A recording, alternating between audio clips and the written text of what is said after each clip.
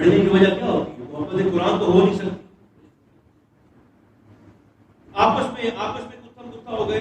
600 کے مجمع میں 1000 کے مجمع میں 2000 کے لوگوں کے سامنے 2 بندے سر پہ پگڑی ہے, ٹوپی ہے, داڑھی شریف ہے, یہ بھی ٹھیک تھا, آپس میں لڑ پڑے ہوئے, میں نے قرآن پڑھنا ہے, میں نے ختم پڑھنا ہے, میں نے کیوں لڑ پڑے؟ گھر روٹی پوری پوری. دوسرے کے مال کو دیکھ کر جس لمحے آپ کے دل میں یہ خواہش پیدا ہونا کہ یہ میرے پاس بھی ہونا چاہیے تھا, اگلی نماز میں آپ کا لطف ختم ہو جائے, دعا کی تاثیر ختم ہو جائے.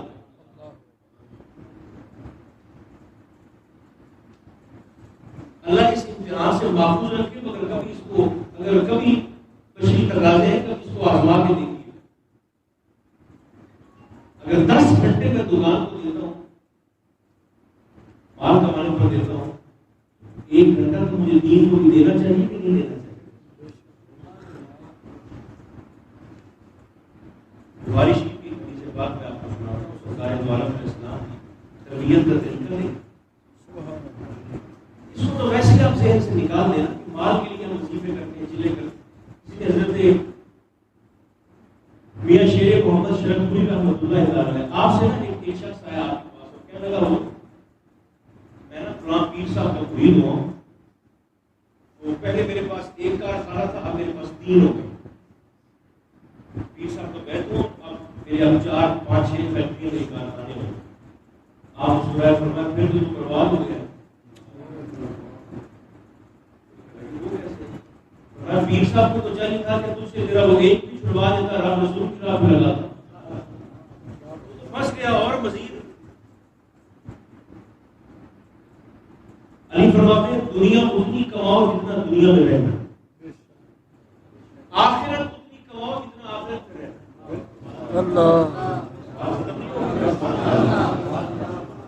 50 سال ہے, 60 ہے, یہ 40 ہے, کسی کے 55 ہے, 70 ہے, کسی کے بس اس کے 70 بھی ہیں, اس کے 40 50 تو گزر گئے نا جی, جس کے 60 بھی ہیں اس کے 20 35 تو گزر گئے.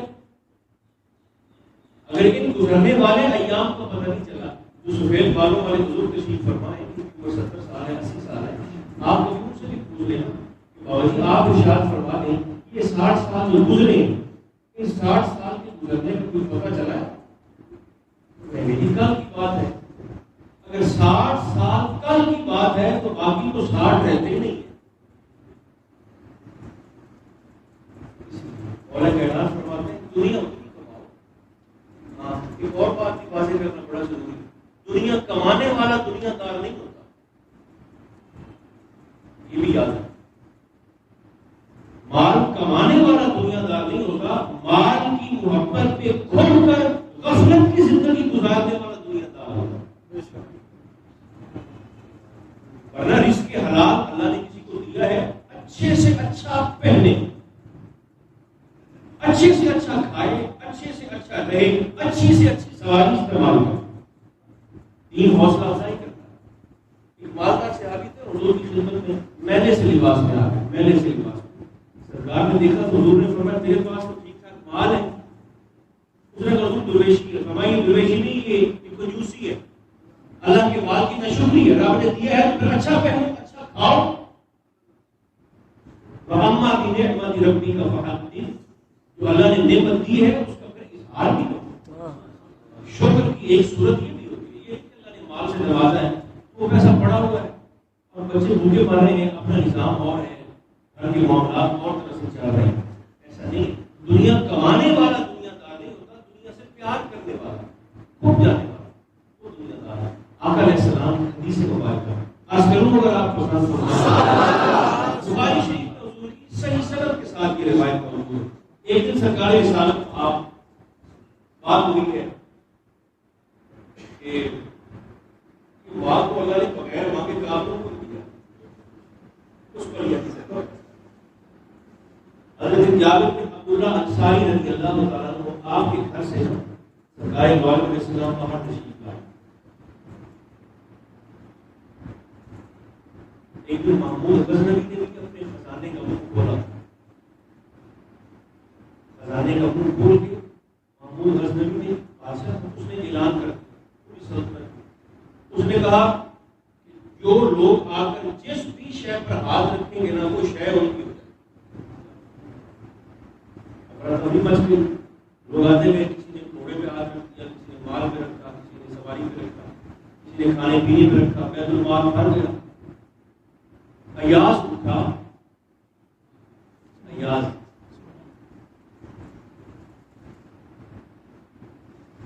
چل کر پیچھے سے آیا اور اس نے آ کر محمود کے کندھے پہ آ گیا. اس نے پلٹ کے دیکھا تو ایاز تھا.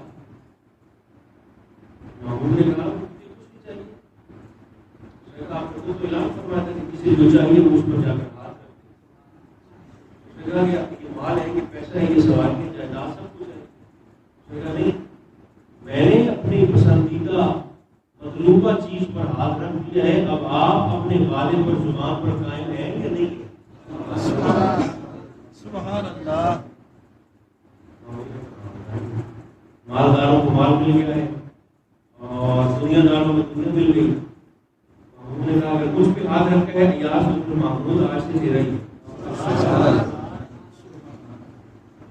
بجائے اس کے پیسوں کے پیچھے بھاگے, مطلب وہ چابی لے لے جس چابی سے خزانوں کا وہ کھلتا ہے.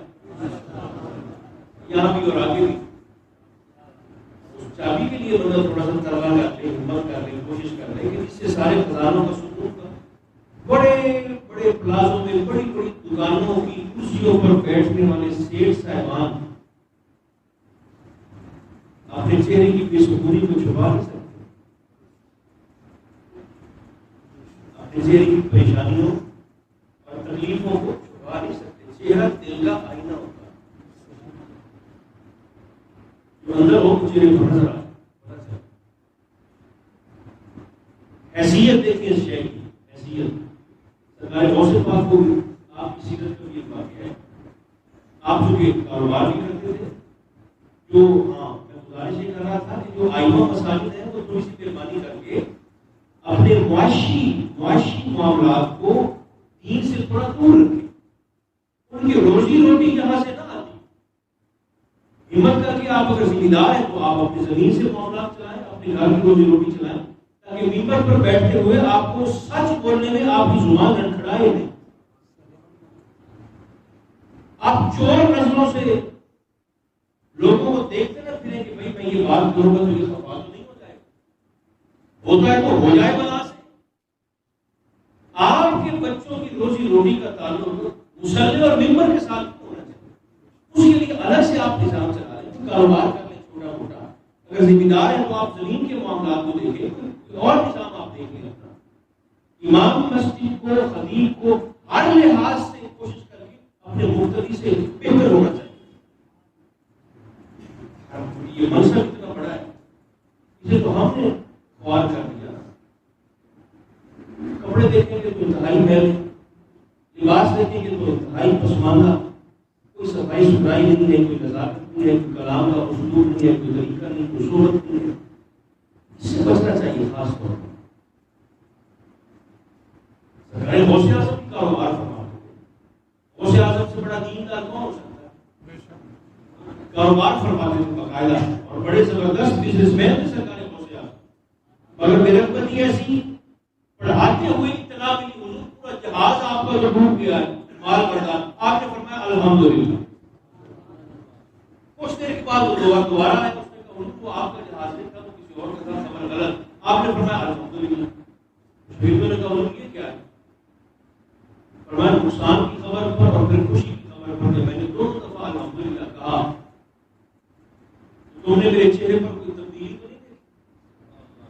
شاگردوں سے حضور نہیں, پہلی بار بھی سکون تھا, دوسری بار بھی سکون تھا, تیسری بار پھر کہہ دیا الحمدللہ. لوگوں نے کہا حضور آپ کیا ہے؟ فرمایا اللہ کا شکر ادا نہ کرو, اس رب نے میرا دل اپنی رضا سے جوڑا ہے, دنیا کے مال سے جوڑا ہی نہیں. ڈوبتا ہے تو ڈوب جائے میری بلا سے, کھلانا تو اس نے ہے نا. ایک صحابی نے بھی کلمہ پڑھا سرکار کو, حضور نے تعریف قلب جو اسلام کا باقاعدہ ایک موضوع ہے. جو لوگ نیا نیا کلمہ پڑھتے تھے, برادری ساری چوری چھوڑ جاتی تھی, تو پھر انہیں پیسہ دیا جاتا تھا اسٹیبلش کرنے کے لیے کہ یہ اپنے نظام کو چلائیں. نئے نئے آ کر کلمہ پڑھا، سرکار نے مال غنیمت میں سے کچھ پیسہ دیا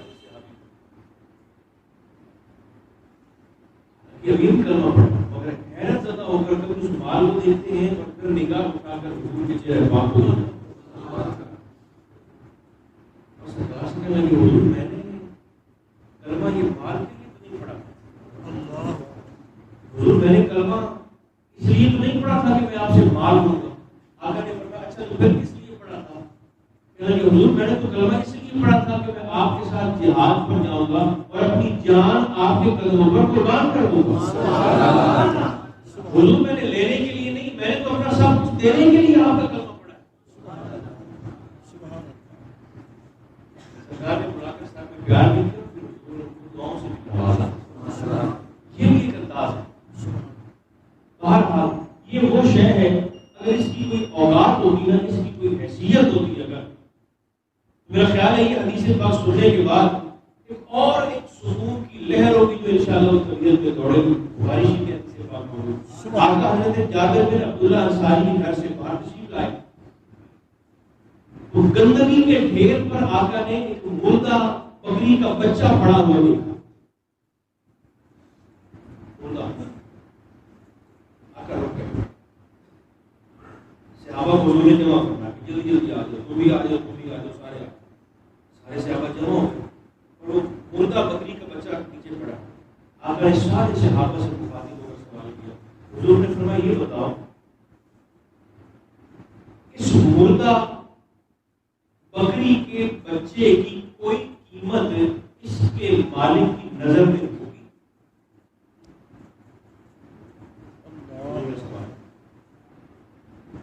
کوئی قیمت رتی برابر اس مردہ جانور کے مالک کی نظر میں اس کی کوئی قیمت رتی برابر ہوگی؟ صحابہ نے کہا اگر قیمت ہوتی تو یہ یہاں نہ پڑا ہوتا، کوئی قیمت اگر ہوتی تو یہ یہاں نہ ہوتا۔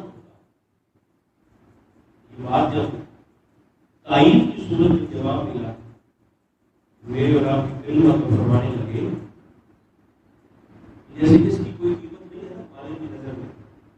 حضور نے علیہ السلام ارشاد فرمایا اگر دنیا کے مال کی قیمت اللہ کی نظر میں اس مردہ جانور کے برابر بھی ہوتی،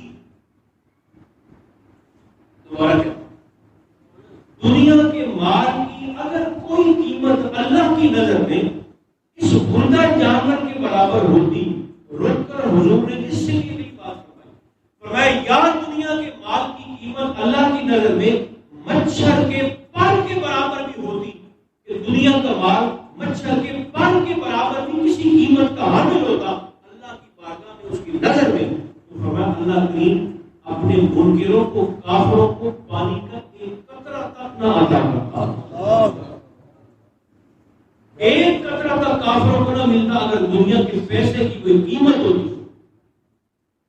یہ مجھے مانتے نہیں ہیں تو ملنے میں کیا دوں؟ میرا انکار کرنے والے ہیں کہ مال سے کیسے نوازو؟ اگر بغیر مانگے بغیر محنت کے کافروں کو سب کچھ یہ دے دیا ہے، مال کی قسم ادا کر دی ہے، تو آقا فرمانے لگے پھر سمجھ جاؤ نا کہ اس دنیا کے مال کی کم از کم تمہارے رب کی بارگاہ میں اس کی نظر میں مچھر کے پر کے برابر بھی قیمت ہے۔ کیا فائدہ چار پیسے چپ کر کے ایسے سارے چوک میں کھڑے ہو کر روٹی بھی آپ آرام دے دیں، آرام پوری کرتے ڈاکٹر کھا لیں کہ آرام تو ویسے بے برکتی پیدا کرتا ہے، بے سکونی پیدا کرتا ہے۔ آرام کا سب سے بڑا اثر یہ ہوتا ہے طبیعت سے دل سے سکون اٹھ جاتا ہے۔